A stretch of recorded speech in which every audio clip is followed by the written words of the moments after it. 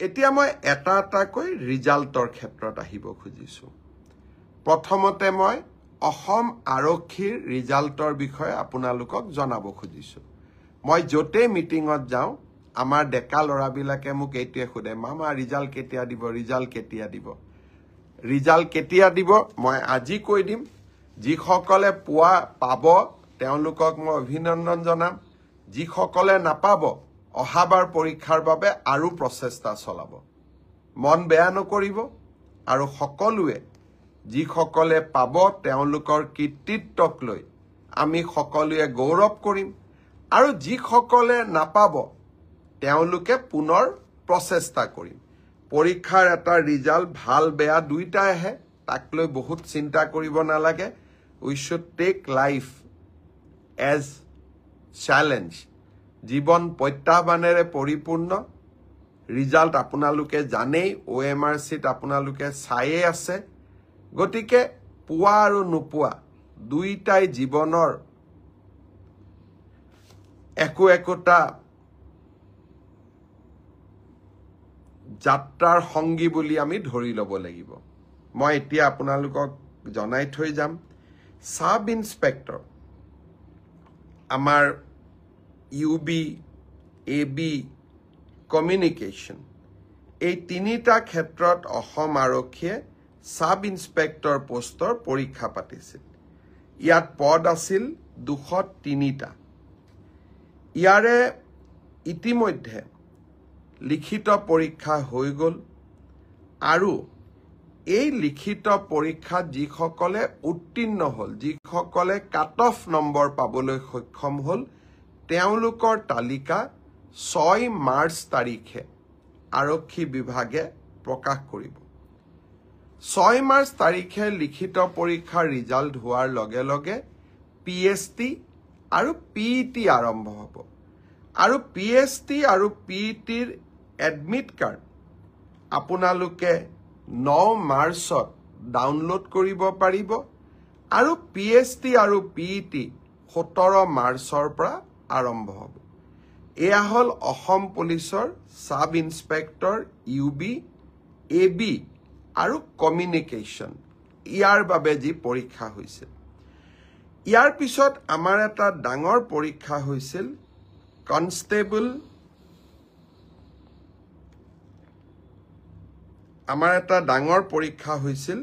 সেইটো হল constable UB constable AB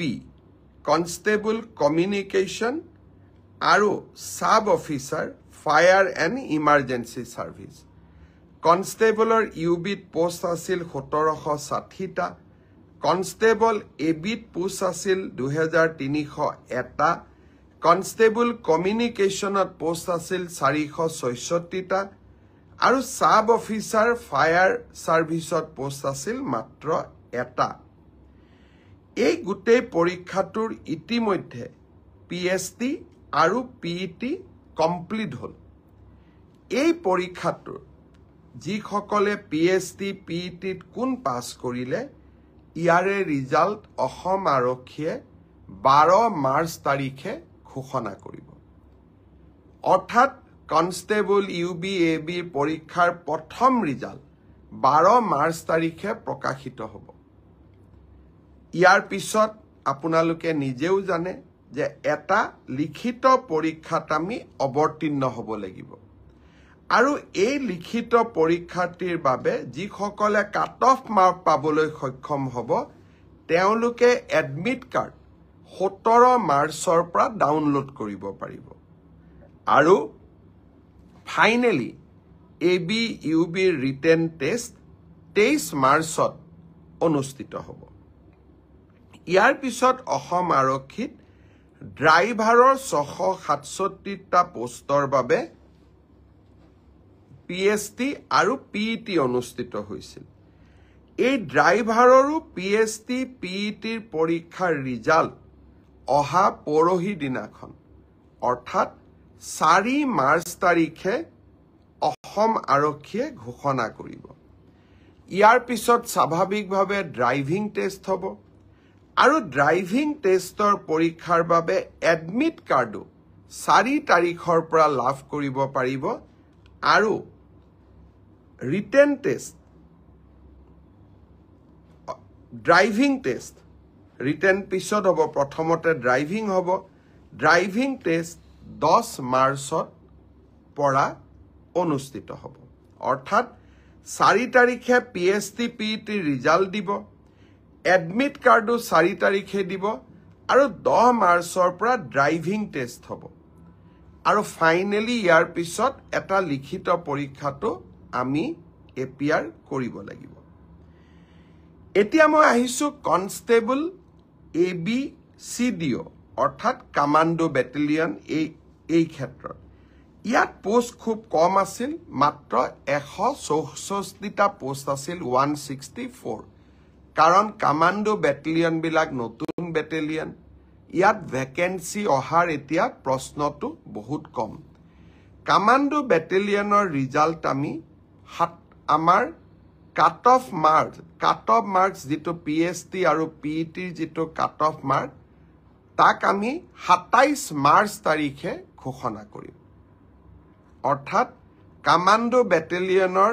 164 পদৰ বিপৰীতে আমাৰ যি ৰিজাল্ট হ'ব কাট অফ মাৰ্কস এনাউন্স হ'ব 27 মাৰ্চ তাৰ পিছত এডমিট কাৰ্ড আহিব 1 এপ্ৰিল তাৰিখে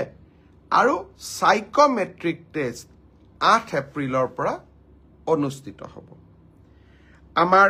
গ্ৰেড 4 অসম আৰক্ষীত 258টা পোষ্টৰ বাবে অনুষ্ঠিত হৈছিল গ্ৰেড 4 পৰীক্ষাৰ PST PET হৈ গল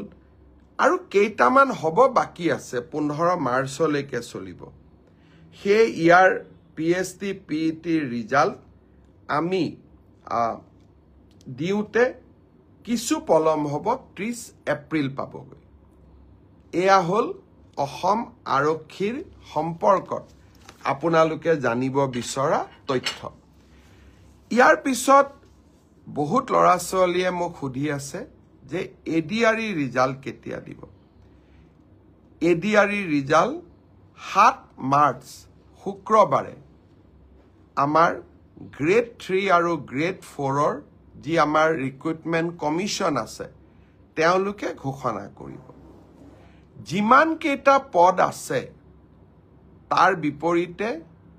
দুজনকৈ লৰা ছোৱালী এই পৰীক্ষাত উত্তীৰ্ণ হ'ব আৰু তেওঁলোকৰ মাজত পৰৱৰ্তী সময়ত ৰিটেন টেষ্ট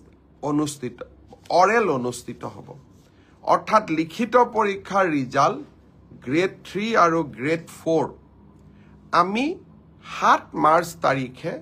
ঘোষণা কৰিম এটা পোষ্টৰ বিপৰীতে দুজনকৈ লৰা ছোৱালীয়ে এই লিখিত পৰীক্ষাত উত্তীৰ্ণ হ'ব শেষৰ নম্বৰটোত যদি বেছি লৰা ছোৱালীয়ে একেটা নম্বৰে পায় তেতিয়ালে হয়তো 3000 পোষ্টৰ বিপৰীতে মই ধৰি লব কৈছো 6000 লৰা ছোৱালী পাস কৰিব লাগে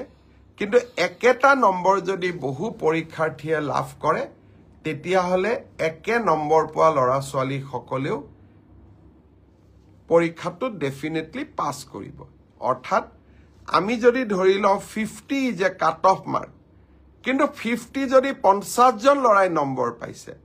তেতিয়ালে 50 জন লৰায়ে লিখিত পৰীক্ষাত পাস কৰিব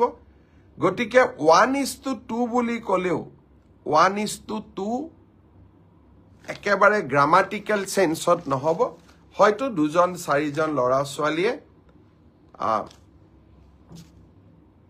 বেছিকৈ পাস কৰিব ADRE পৰীক্ষালৈ তাৰ ৰিজাল্ট কি হ'ব তাক আপোনালোকে জানেই সেইবাবে মই যিসকলে পাস কৰিব তেওঁলোকক অভিনন্দন জনাইছো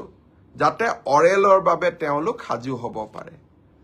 আৰু যিসকলে পাস নকৰিব আমি পুনৰ এই বছৰৰ শেষৰ ফালে নতুন বিজ্ঞাপন দিয়াৰ বাবে চেষ্টা কৰিম আপোনালোকে আৰু এবাৰ পৰীক্ষাত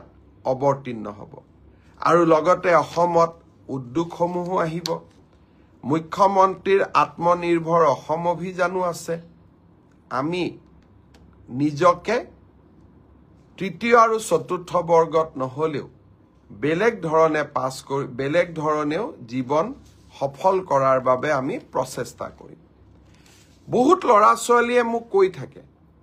যে চতুৰ্থ শ্ৰেণীৰ পৰীক্ষাত বিএ পাছ কৰা ল'ৰাইও পৰীক্ষা দিছে এতিয়া কথাটো হ'ল আমি কোনোবাই যদি নিজকে চৰকাৰক ফাঁকি দি পৰীক্ষা দিয়ে তদন্ত নোহোৱালৈকে মুখ্যমন্ত্ৰীয়ে গম পাব নোৱাৰে কেতিয়াবা আপোনালোকে এনেকে মোক ফেচবুকত লিখে টুইটাৰত লিখে যেন মই সব গম পাওঁ কোনোবা ল'ৰা এজনে যদি বিএ পাছ কৰিও নিজৰ যোগ্যতাটোক লুকুৱাই পেলাই চতুৰ্থ শ্ৰেণীৰ পৰীক্ষাত আবেদন কৰে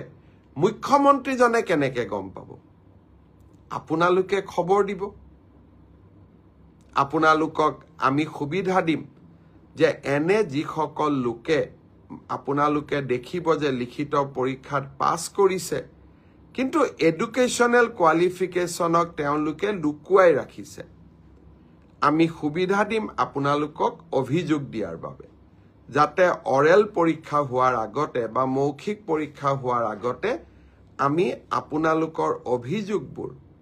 নিৰ্দিষ্ট ইউনিভাৰ্চিটি লগত কথা পাতি আপোনালোকৰ অভিযোগবোৰ যাতে আমি নিষ্পত্তি কৰিব পাৰো আৰু এটা পৰীক্ষাৰ বিষয় মই জনাব খুজিছো সেইটো হ'ল post graduate teacher post graduate টিচাৰৰ ক্ষেত্ৰত মোক বহুতে সুধি আছে ৰিজাল্ট কেতিয়া দিব কিন্তু পোষ্ট গ্ৰেজুৱেট টিচাৰৰ পৰীক্ষা হৈ যোৱাৰ পিছত ইয়াৰ যি আনসাৰ কি আছিলে সেই আনসাৰ কি আপোনালোকৰ সন্মুখত আমি দিছিলো আপোনালোকৰ মাজৰে বহুজনে এই আনসাৰ কি খেনিক প্ৰত্যাহ্বান জনাইছে অৰ্থাৎ চ্যালেঞ্জ কৰিছে 2-3টাৰ ক্ষেত্ৰত ইয়াৰ ক্ষেত্ৰত সিদ্ধান্ত লবলৈ 11 মাৰ্চ তাৰিখে এক্সপাৰ্ট কমিটি তেওঁলোকে এখন বৈঠক আহ্বান কৰিছে যে যিসকলে আনসাৰ কি চ্যালেঞ্জ কৰিছে তেওঁলোকৰ যি আমাক কৈছে যে আপোনালোকৰটো ভুল আমাৰটো শুদ্ধ প্ৰতিটা আবেদন প্ৰতিখন আবেদন আমি পুংখানুপুংখভাৱে বিবেচনা কৰিব লাগিব যাতে আমাৰ ভুল হলেও আমি শুদ্ধ কৰি নিজকে লব পাৰো দিলীপ শইকীয়া ডাঙৰীয়া আমাৰ অসম ৰাজ্যিক বিজেপিৰ সভাপতি তেখেতেও এই ব্ৰডকাষ্ট চাই আছে দিলীপ শইকীয়া ডাঙৰীয়াক মই বহুত বহুত ধন্যবাদ জনাইছো যে আপুনি এই ব্ৰডকাষ্ট চোৱাৰ বাবে অলপ সময় উলিয়াইছে আপোনাক বহুত বহুত ধন্যবাদ জনাইছো এতিয়া 11 মাৰ্চ তাৰিখে এক্সপাৰ্ট কমিটি বহাৰ পিছত আপোনালোকক মই জনাব পাৰিম যে আমি কেতিয়া পোষ্ট গ্ৰেজুৱেট টিচাৰৰ পৰীক্ষাৰ ফলাফল দিব পাৰিম সেই ধৰণে এলপি এমই পৰীক্ষাৰ ফলাফলৰ বিষয়েও আজি যেনেকে অসম আৰক্ষীৰ বিষয়ে মই একেলগে জনাইছো 11 মাৰ্চৰ পিছত মই শিক্ষা বিভাগৰ গোটেই কেটা নিযুক্তিৰ সম্পৰ্কত আপোনালোকক এনেকৈ আগতীয়াকৈ জনাবৰ বাবে মই প্ৰচেষ্টা কৰিম তাৰ বাবে আপোনালোকে মোৰ পৰৱৰ্তী অৰ্থাৎ 11 মাৰ্চৰ পিছৰ কোনোবা এটা ফেসবুক লাইভৰ অনুষ্ঠানৰ বাবে অপেক্ষা কৰিব লাগিব পুনৰ এবাৰ আপোনালোকক ধন্যবাদ জনাইছো